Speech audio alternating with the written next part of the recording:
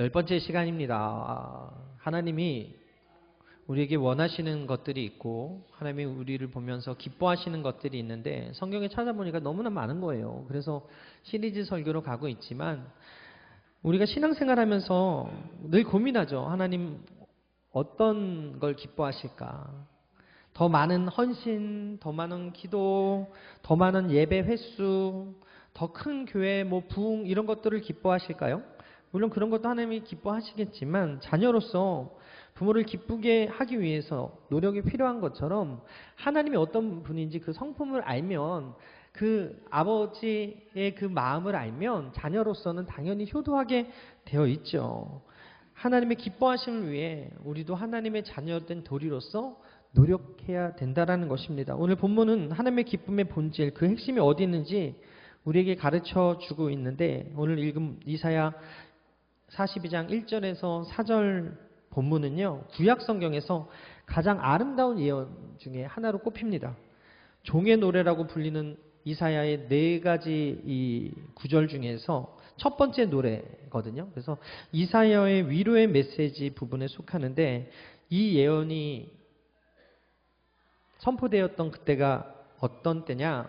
바로 평안한 때가 아니더라는 거죠. 바벨론한테 포로로 사로잡혀서 절망에 빠진 이스라엘 백성들에게 하나님께서 구원의 계획을 알려주시는 이사야의 예언을 통해서 노래하게 하시는 부분이라는 것입니다. 이사야 선지자가 기원전 8세기에서 6세기경에 아수르와 바벨론 침략으로 이스라엘 백성들이 포로로 끌려가던 그 시대의 활동에서 하나님의 말씀을 대언했는데 이 시대에 고통받는 이웃을 위한 정의와 자비는 사라지고 여러분 전쟁통에 누구를 돌볼 수 있겠어요? 자기 자신도 돌보기 힘들잖아요. 자기 자신만을 위한 종교적 열심만 가득했던 그런 시대에 하나님께서 한 줄기 빛과 같은 야훼의 종을 이사야를 통해서 소개하고 있다는 거예요. 여기서 말하는 나의 종은 역사적으로 이스라엘 전체를 가리킨다는 해석도 있고 이사야를 가리킨다는 해석도 있지만 신약에서 마태복음 12장 18절에서 21절에 보게 되니까 예수님의 모습과 그 사명을 명백히 가리키는 인용으로 사용되어지고 있더라는 거죠. 특히 예수님이 침례 받으시는 장면에서 이는 내 사랑하는 자요 내 기뻐하는 자라 마태복음 3장 17절에 기록된 바와 같이 하나님의 음성이 이렇게 예수님을 내 사랑하는 자, 내 기뻐하는 자라고 칭한 것을 보았을 때 이사야 42장 1절의 예언 바로 내가 붙드는 종, 내 마음에 기뻐하는 자, 곧 내가 택한 그 사람을 보라라고 말하는 그가 곧 그리스도다라는 것이죠. 그래서 예언이 예수님으로 말미암아 성취가 되었다라고 봅니다. 여러분, 우리 이 말씀을 통해서 아버지께서 아들 예수 그리스도를 보시면서 느끼셨던 그 기쁨을 살펴보면서 우리 또한 그 기쁨에 어떻게 참여할 수 있는가, 그리고 어떻게 하면 아버지를 기쁘게 할 수 있는가 말씀을 통해서 2가지 살펴보도록 하겠습니다. 첫 번째 따라하겠습니다. 예수님을 바라보는 것을 기뻐하신다. 1절에 함께 읽을까요? 시작. 내가 붙드는 나의 종, 내 마음에 기뻐하는 자, 곧 내가 택한 사람을 보라. 내가 나의 영을 그에게 주었은즉 그가 이방에 정의를 베풀리라. 성경은 이미 오래전에 하나님께서 기뻐하시는 사람의 모습을 그려놓아 주셨는데 하나님께서 택하신 사람의 모습, 하나님께서 기뻐하시는 그 모습이 이사야를 통해서 예언되었다라는 거예요. 오늘 본문이 바로 그 중에 하나인데 하나님께서 가장 기뻐하시는 것은 우리가 하나님의 택하신 종을 바라보고 하나님의 기뻐하시는 종을 바라보는 것을 원하신다는 거예요. 본문에서 보라라는 이 명령은 우리 시선을 세상에 두지 말고 허물어지는 세상 것에 두지 말고 그 방향을 전환해서 하나님이 택한 자를 보라고 말씀하고 있어요. 하나님의 기쁨은 궁극적으로 우리 시선이 예수님께 머물기를 원하세요. 하나님은 우리가 문제와 시대의 소음에 좌지우지 되는 것이 아니라 SNS나 유튜브에서 들려오는 여러 뉴스들에 좌지우지 되는 것이 아니라 우리의 시선과 우리의 눈이, 우리의 시각이 예수님을 집중하고 예수님을 바라보는 것을 기뻐하십니다. 예수님을 바라볼 때 우리 안에 왜곡된 욕망이 교정되고 두려움이 사라질 수 있기 때문에 그래요. 여러분, 예수님의 수제자였던 베드로가 예수님이 물 위에서 걸어오시는 것을 보았어요. 다른 제자들은 엄두도 내지 못하는데 이 베드로는 용기를 내서 예수님께 여쭙잖아요. 예수님, 저를 명하여 이 바다 위로 걸어오게 해주십시오. 예수님께서 허락하시잖아요.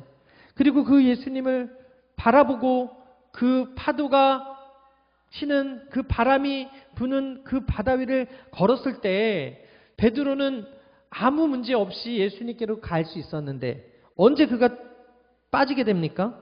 파도를 보고 바람을 보고 두려웠을 때 그때 빠져들게 되더라. 예수님을 바라봤을 때는 빠지지 않았던 베드로가 예수님을 바라보지 않고 파도와 그 바람을 바라보니까 빠지더라.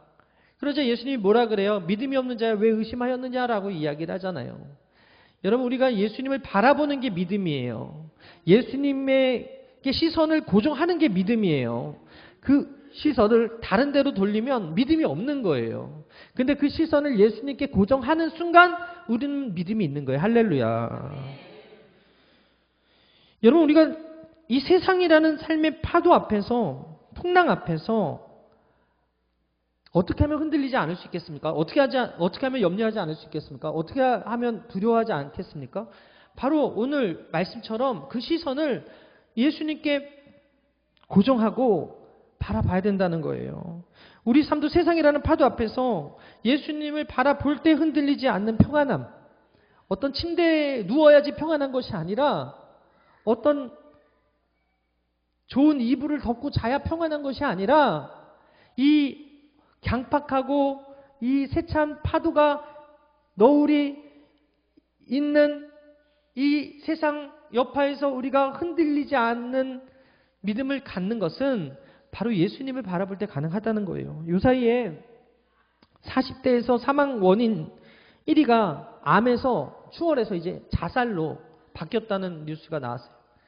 40대가 많이 죽었던 이유가 암이었는데 이제는 자살이래요. 그래서 부동의 사망 원인이 암을 제쳐서 1983년 통계 작성 이후로 처음으로 자살이 40대 죽음의 원인. 이번 주만도 개그맨 이진호 씨의 음주 사실을 알렸다는 그 보도로 말미암아 심적인 부담을 호소한 여자친구의 자살 소식이 있었고요. 특검에 불려갔던 공무원이 그 특검 때문에 죽었다라는 죽는다라는 유서를 쓰고 자살했다는 소식, 국가전산망 장애로 인해서 공무원이 또 자살했다는 소식, 계속해서 뉴스만 틀면 자살 소식이 나와요. 그동안 10대, 30대 주요 사망 원인이 자살이었는데 이제 경제 허리층 40대까지 빠르게 바뀌었다는 거예요. 작년 사망자가 35만 8,569명이었는데 전년보다 6,058명 올해는 더 증가해가지고 하루 평균 980명이 전년보다 14명 늘어난 수가 자살하고 있다는 거예요. 이런 사람은 왜 자살합니까? 왜 우울증에 걸립니까? 왜 삶을 그렇게 쉽게 포기하나요? 절망을 바라보기 때문에 그래요. 썩어질 것을 바라보기 때문에 그래요. 미래에 희망이 없다고 생각하기 때문에 그래요. 내 힘을 의지할 때, 그 힘이 보잘것없을 때, 없어졌을 때 자살하는 거예요. 예수님을 바라보면 살 수 있어요? 근데 그 예수님을 바라보지 않아요? 나를 바라봐요? 세상을 바라봐요? 미래의 불안을 바라봐요? 그러다 보니까 자살해요.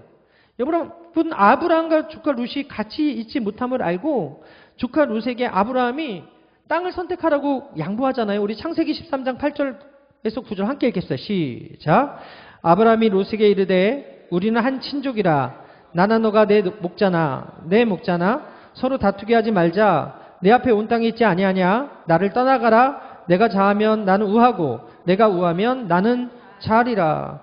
롯은 자기가 봤을 때 좋은 소할 땅이 윤택하고 사람도 많고 인구 밀집도가 좋은 그것을 선택했어요. 근데 거기 뭐가 있었어요?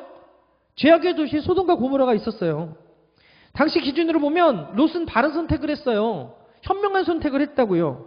좋은 땅이었으니까. 안전지대였으니까.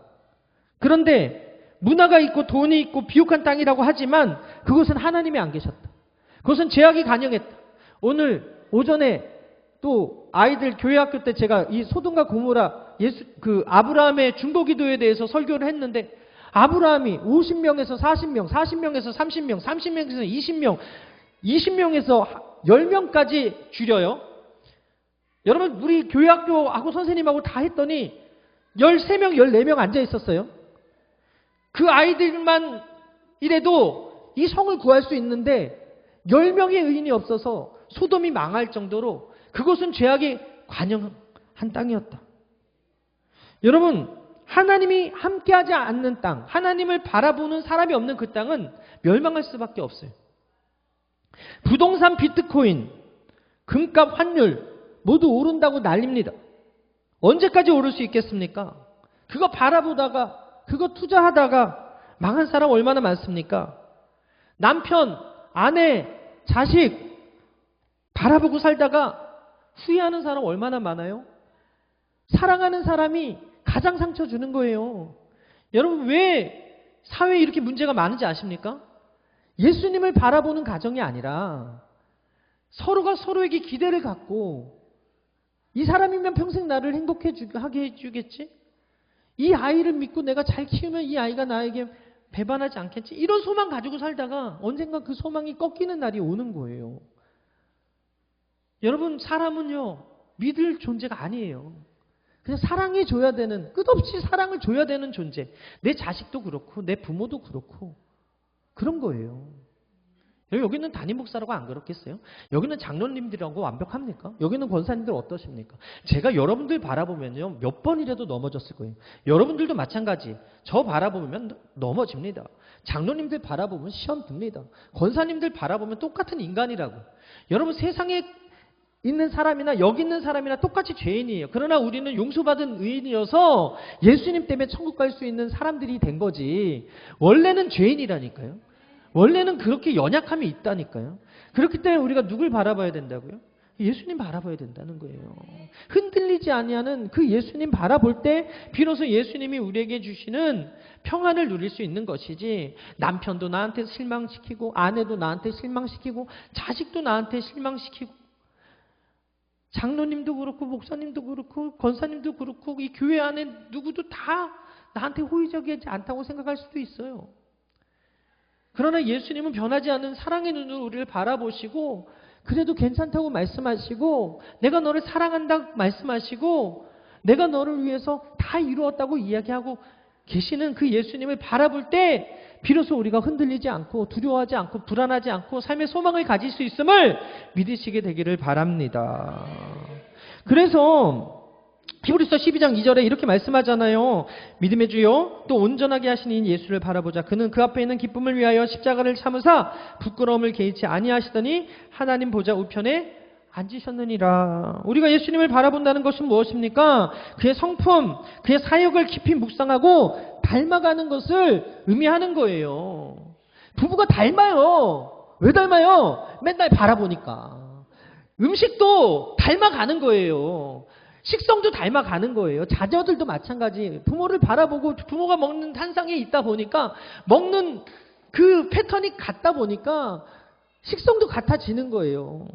마찬가지 우리가 예수님을 바라볼 때 예수님의 성품 닮아가는 거예요. 예수님의 인격 닮아갈 수 있는 거예요. 예수님이야말로 우리의 영원한 생명의 근원이 되시고 소망이 되시고 기쁨과 평안과 만족이 되기 때문에 우리가 예수님을 바라볼 때 소망이 있습니다. 우리가 예수님 바라볼 때 평강이 있습니다. 우리가 예수님 바라볼 때 기쁨이 있습니다. 우리가 예수님 바라볼 때 만족이 있는 거예요. 믿으시면 오른손 들고 아멘, 왼손 들고 아멘, 양손 들고 할렐루야, 할렐루야. 오늘 본문 2, 3절 예수님의 성품에 대해서 이야기하고 있는데 우리 함께 읽겠습니다. 시작. 그는 외치지 아니하며 목소리를 높이지 아니하며 그 소리를 거리에 들리게 하지 아니하며 상한 갈대를 꺾지 아니하며 꺼져가는 등불을 끄지 아니하고 진실로 정의를 시행할 것이요. 세상은 자기 목소리 들어달라고 해요. SNS, 유튜브 보게 되면 내 말이 맞대요. 구독자 많으면 왕이야. 사람들이 좋아요 많이 누르면 그 사람이 법이야, 정의야. 자기 목소리를 드러내고 있는 그런 사람들을 유능하다고 이야기해요. 그런데 예수님은 조용히 일하셨다는 거예요. 문둥병자를 고치고서 아무에게도 말하지 말아라. 상한 갈대와 꺼져가는 등불로 비유되는 연약하고 소외된 자들을 찾아와서 그들이 도움을 요청할 때도 한 번도 거절하지 않으시고 친구가 되어주시고 꺾이고 상한 심령을 싸매주시고 위로해주시고 사랑해주시고 그들의 필요를 채워주셨어요. 오병이어의 사건 이후에 왕으로 임금으로 삼으려고 했던 그들을 뒤로 하고 아버지를 만나러 산으로 기도로 올라가셨어요. 여러분, 우리 시선이 환경과 문제에 고정되어 있을 때는 절망합니다. 하지만 예수님께 고정되어 있을 때 소망을 발견할 수 있는 이유는 예수님께서 그렇게 우리에게 가르쳐 주셨기 때문에 그래요. 사람들의 인기를 쫓아서 사람들의 필요를 쫓아서 사신 분이 아니라 하나님이 원하시는 거, 하나님이 기뻐하시는 거, 하나님과의 교제에 그 당신의 그 에너지를 다 쏟으셨어요. 그러자 사람들이 열광하고 사람들이 예수님을 왕으로 삼으려고 했지만 그 상황 속에서도 내 이름을 내려고 하신 것이 아니라 하나님과의 교제 속으로 들어가시더라. 여러분, 사람은요, 자기가 찾는 것 찾을 때 기쁜 거거든요. 그래서 배고픈 사람이 맛집을 찾으면 기쁜 거예요. 머리 아픈 사람이 약국 찾으면 기쁜 거예요. 배 아픈 사람이 약국 찾으면 기쁜 거예요. 목마른 사람이 그 자판기에 물 찾으면 기쁜 거예요. 하나님께서도 이 땅에서 많은 사람들 중에 예수님 바라보고 예수님 사랑하는 사람 찾으면 기쁜 거예요. 저는 바라기는 우리 여의도 수목원 횡성교회 여러분 한 분 한 분이 예수님을 바라봄으로 말미암아 하나님께서 여러분들을 통해서 기쁨이 충만하게 되기를 주님의 이름으로 축원합니다.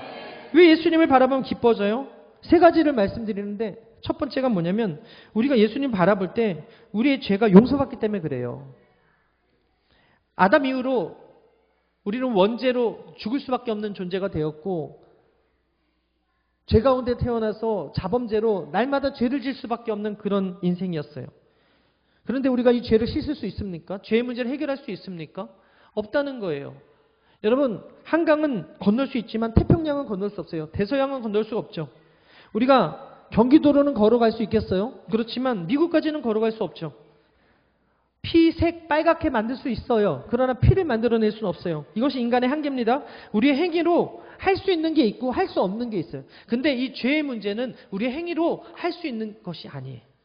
인간은 어떠한 힘과 노력을 다한다 해도 자신의 죄를 살 권세도 없고 능력도 없어요. 죄를 해결할 능력도 없고 죄를 살 힘도 없어요. 그러나 성경은 우리가 예수님 바라볼 때 그 문제가 해결함 받는다 이야기하는 거예요. 우리 히브리서 9장 27절 이하 말씀 함께 읽겠어요. 시작. 한 번 죽는 것은 사람에게 정해진 것이요 그 후에는 심판이 있으리니 이와 같이 그리스도로 많은 사람의 죄를 담당하시려고 단번에 들이신 바 되었고 구원에 이르게 하기 위하여 죄와 상관없이 자기를 바라는 자들에게 두 번째 나타나시니라. 예수님께서 우리에게 나타나셔서 가르쳐 주신 게 뭐예요? 한 번은 죽는다. 그러나 두 번 죽지 않는다.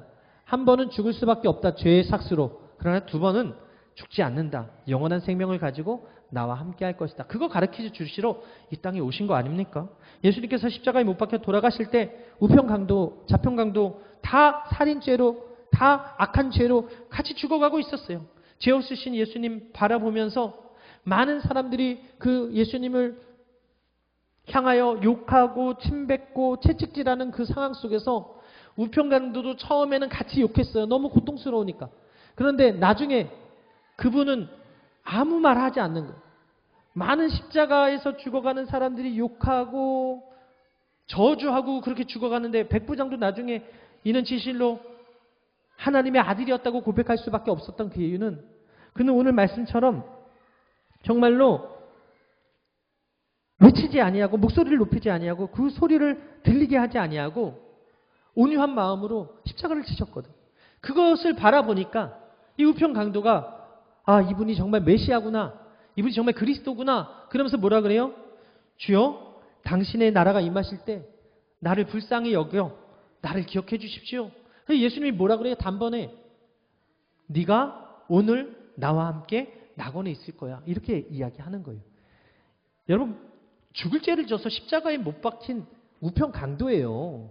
인간적으로 법적으로 사망 선고를 받아서 심판받고 있는 그 가운데 예수님을 바라보고 예수님께 바른 고백한 그것 때문에 이 사람은 로또 맞은 거지. 어떻게 보면 평생 주님과 낙원에서 살 수 있는 특권을 얻게 된 거예요. 죽을 때 그렇게 심판받아 죽을 수밖에 없었던 그 죄인이 예수님을 바라보고 예수님께 바른 고백하자마자 예수님께서 그의 원죄와 자범죄를 그 십자가에서 흘리신 보배로운 피의 공로로 용서해 주시고 그와 함께 낙원에 있겠다 약속해 주셨다. 여러분, 그렇다면 오늘 이 시간에 우리도 예수님을 바라보면 죄의 문제가 해결함 받고 영원히 구원을 받아 천국 백성이 된다는 사실을 믿으시게 되기를 바랍니다. 두 번째로 우리가 예수님을 왜 바라봐야 되느냐? 치료함이 있기 때문에 그래요. 이스라엘 백성들이요, 모세를 따라가다가 물도 없고 고기도 없고 덥고 짜증나고 불편하고 그러니까 원망이 안 나올래 안 나올 수가 없는 상황 속에서 원망을 하니까 모세도 원망하고 하나님도 원망하고 지도자들을 원망하니까 하나님께서 불뱀을 풀어가지고 죽음의 그 문턱까지 가게 되잖아요. 사람들이 불뱀에 물려서 죽어가는 것을 보고 나서 뱀에 물려 죽어가는 것을 보고 나서 모세가 중보기도 하니까 하나님이 놋뱀을 만들어서 장대에 머리를 못으로 박아서 높이 달고 그것을 보면 살 거라고 이야기를 합니다. 그래서 놋뱀을 만들어서 장대에다가 높이 달아놓고 사람들에게 이야기하는 거예요. 저거를 쳐다봐라. 그럼 살 거야. 그러니까 그 말대로 순종해서 바라본 사람들은 다 살았어요. 그런데 그 바라보지 않은 도덕적인 사람들, 바라보지 않은 권력 있던 사람들, 부자들은 다 죽었어요. 바라봤던 사기꾼, 바라봤던 간음했던 사람, 바라봤던 살인자들은 다 살았어요. 무슨 얘기입니까?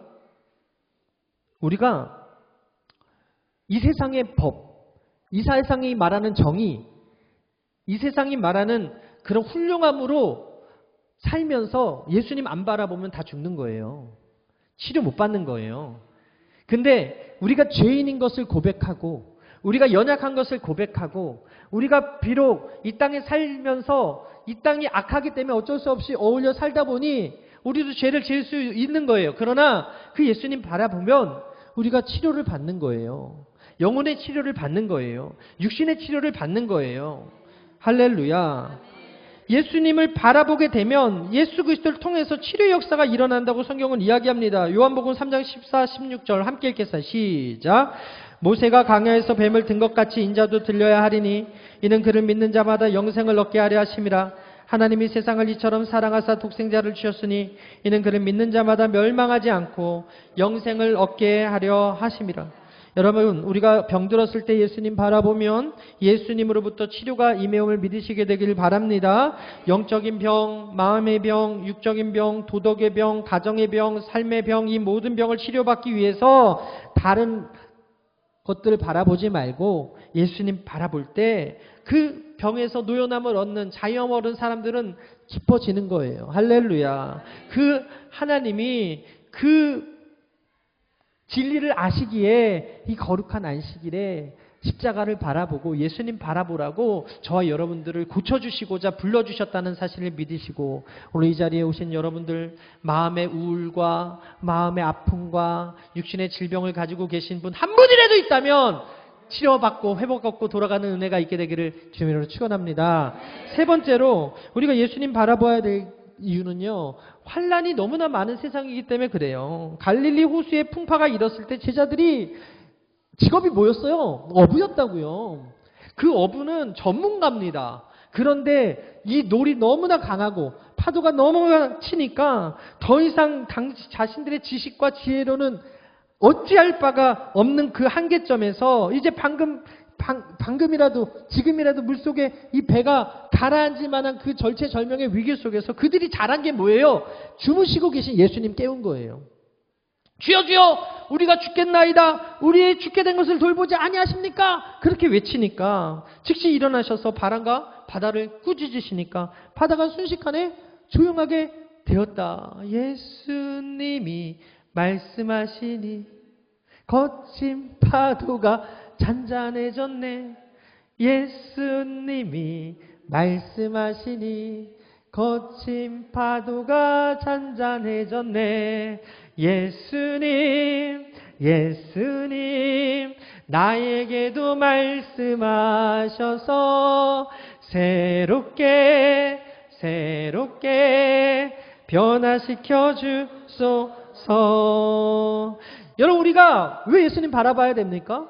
예수님을 바라볼 때 예수님께서 파도를 잠잠케 하시고 예수님을 바라볼 때 예수님께서 우리의 환난 가운데 건지시기 때문에 그래요. 마가복음 4장 41절에 그들이 심히 두려워하여 서로 말하되 그가 누구이기에 바람과 바다도 순종하는가. 여러분 예수님 누구십니까? 말씀으로 천지를 창조하신 하나님의 아들입니다. 예수님이 우리와 만물을 지으신 창조주시기 때문에 주께서 말씀하시면 만물이 복종하게 되는 거예요. 내 인생의 파도, 너울, 공포를 주는 두려움의 문제들이 산적해 있어요. 그럴 때 여러분들이 다른 거 필요 없어요. 내 안에 주무시고 계신 예수님을 바라보고 깨우면 돼요. 환난 날에 부르짖으라 내가 응답하겠다. 시편 50편 15절 우리 함께 읽겠어요. 시작. 환난 날에 나를 부르라 내가 너를 건지리니 내가 나를 영화롭게 하리라. 사랑하는 여러분 하나님을 영화롭게 하는 방법은 다른 게 없어요. 환난을 당할 때 부르짖는 거. 예수님 바라보고 부르짖을 때 하나님께서 여러분들의 그 부르짖는 소리를 들으시고 하나님 영광 받으시는 거예요. 영화롭게 만드는 하나님이 일하시는 것들을 여러분들이 체험하고 하나님을 자랑할 때 하나님의 이름이 영화로워진다는 사실을 기억하시게 되기를 바랍니다. 부귀영화 공명 금전 정치적인 권력과 청춘이 모든 것 바라보던 사람들 그 어느 시점에서 절망해요. 제가 저번에도 그 말씀 좀 드렸었던 게 기억이 나는데 제가 예전에 성동교회 자연교구를 맡았을 때 거기에 큰 그 건대 사거리에 50층 그 종합복합 스타 뭔데? 기억이 안 나네. 오랜만에 생각을 하려고 하니까. 여튼 엄청나게 큰 그런 게 있었어요. 그런 건물. 거기서 사시는 그 권사님이 뭐라 그랬냐면 여기는 정말 천국이라고 돈만 있으면. 앞에 건대병원 있고 사통팔달 다 올림픽대고 강변북로 다 있고 그 다음에 건대다 보니까 문화의 왼쪽에 성수고 그러다 보니까 살기가 너무 편한 곳이라고 돈만 있으면 여기는 진짜 천국이라고 하는 그곳이었어요. 그런데 저희 처제가 이제 간호사인데 정신병동에 6년을 있었었거든요. 근데 거기서 어떤 할머니 한 분이 정신병원에 오셨어요. 우울증 때문에. 근데 왜 오셨는가 봤더니 자기 아들은 의사고 또 하나는 사업가인데 크게 성공한 거예요. 근데 돈을 많이 부모님한테 주는데도 불구하고 내 몸이 이미 늙어버린 거야. 내가 사는 세상은 너무 놀 게 많고 누리고 싶은 게 많은데 내 육신이 너무 보잘것 없어진 것이 너무나 슬프더라는 거예요. 그게 우울증의 원인이었어요. 그래서 그 정신병원에 오셔서 항우울증제를 타고 갔다는 이야기를 듣거든요. 여러분 돈이 아무리 많아도 내 육신이 늙었다고 생각하고 이걸 누리지 못한다는 그 비합리적인 생각이 딱 들어와 버리니까 우울해지더라는 거예요. 여러분 돈을 바라봐도 망하고 내 약한 육신을 바라봐도 망하는 거예요. 예수님 바라보야 사는 거예요. 할렐루야. 할렐루야. 우리가 하나님을 앙망하고 기다리면 자녀, 직장, 생명 하나도 잃지 않고 하나님이 보호해 주시는 거예요. 우리 인생 끝까지 예수님 바라보고 예수님 때문에 누리는 그 은혜를 이곳에 있는 여러분들이 다 경험하게 되기를 주님으로 축원합니다. 환난 없는 사람이 어디 있어요? 힘듦 없는 사람이 어디 있어요? 무덤에 있는 사람들이야 없겠지만 우리가 살아있는 동안 늘 고난이 찾아오고 환난이 있어요. 그러나 그 환난 가운데도 예수님께서 방법을 가르쳐 주셨잖아요. 교회 나와 부르짖어라. 예수님 바라보라. 그럴 때 내가 너를 영화롭게 하겠다. 그 말씀하신 그 말씀 붙들고 오늘도 그 예수님 바라봄으로 하나님의 마음을 시원케 해드리고 기쁘게 해드리는 여러분 되시기를 주님으로 축원합니다.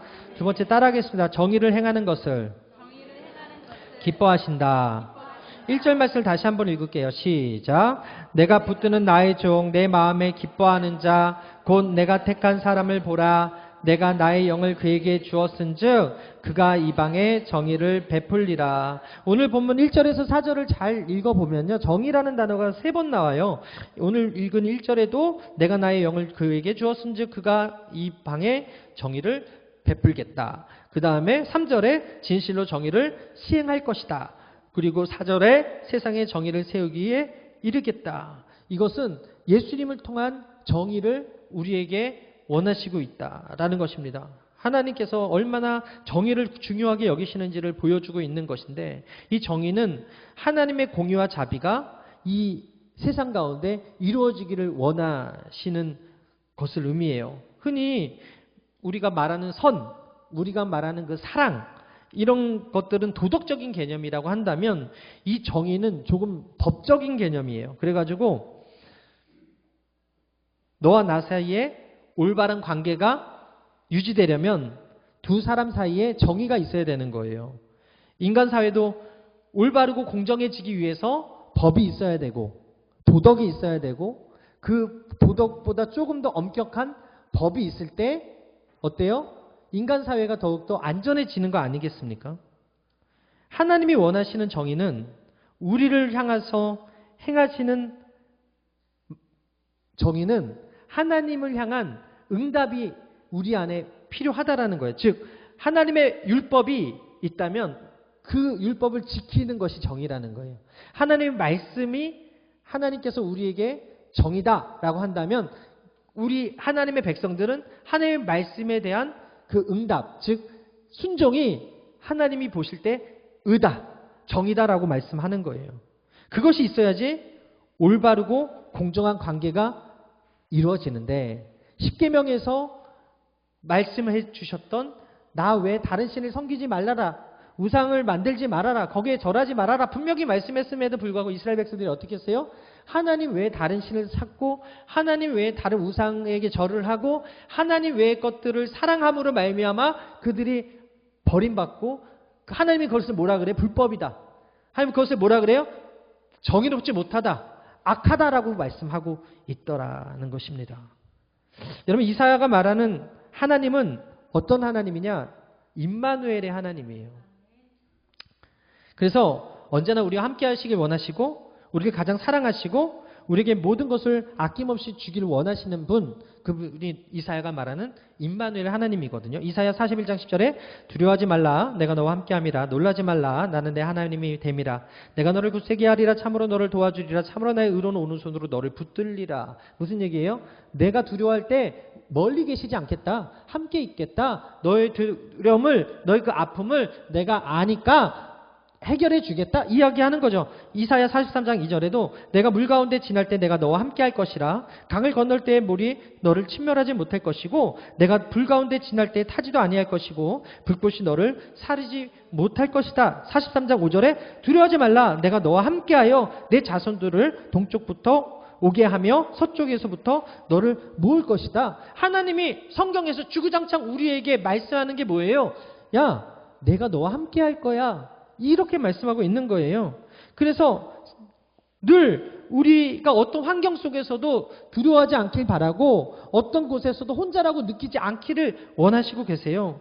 하나님은 내 마음에 첫 번째 자리에 모시고 살기를 원하셔서 늘 내가 너와 함께 할 거야 라고 말씀하고 있는데 이것이 곧 정의라는 거예요. 하나님이 함께 하시는 것을 믿고 하나님의 말씀대로 사는 것, 이것이 하나님의 백성으로서의 정의로운 삶을 사는 것, 의로운 삶을 사는 것, 하나님 자녀답게 사는 것이라는 것입니다.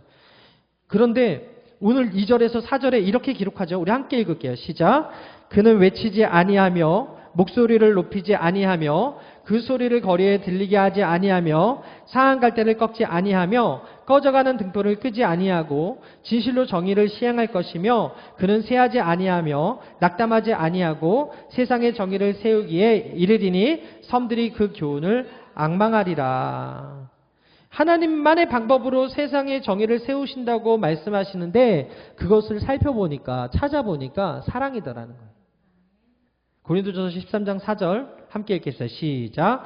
사랑은 오래 참고 사랑은 온유하며 시기하지 아니하며 사랑은 자랑하지 아니하고 교만하지 아니하며 무례히 행하지 아니하며 자기의 유익을 구하지 아니하며 성내지 아니하며 악한 것을 생각하지 아니하며 불의를 기뻐하지 아니하며 진리와 함께 기뻐하고 모든 것을 참으며 모든 것을 믿으며 모든 것을 바라며 모든 것을 견디느니라. 여러분, 이런 일을 행하실 수 있는 분이 누구예요? 예수님밖에 없는 거예요.